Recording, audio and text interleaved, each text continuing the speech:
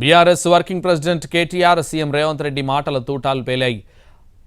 అడ్డిమార్ గుడ్డిగా గెలిచారంటూ కాంగ్రెస్ పై కేటీఆర్ విమర్శలు చేస్తే నీలా నాన్న పేరు చెప్పి కుర్చీలో కూర్చోలేదంటూ రేవంత్ రెడ్డి కౌంటర్ ఇచ్చారు. మన దగ్గర సామెత ఉంది, మరి మీ అచ్చంపేటలు ఉందో లేదో తెలియదు కానీ అడ్డిమారి గుడ్డి దెబ్బ అంటారు. అడ్డిమారి గుడ్డి దెబ్బ అంటారు. ఇక్కడ కూడా అడ్డిమారి గుడ్డి దెబ్బ అన్నట్టు అనుకోకుండా అధికారంలోకి వచ్చింది తప్ప కొండారెడ్డిపల్లిలో కూడా నమ్మలేవాడు.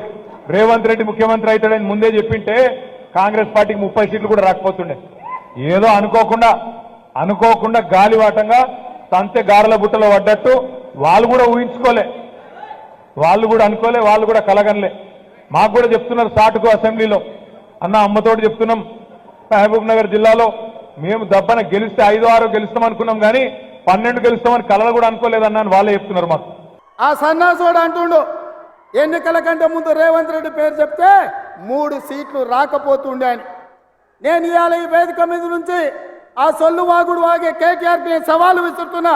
బిడ్డ, ఇవాళ నేనే ముఖ్యమంత్రి, నేనే పిసిసి ప్రెసిడెంట్ను. రేపు రాబోయే పార్లమెంట్ ఎన్నికల్లో నేను సవాలు విసురుతున్నా.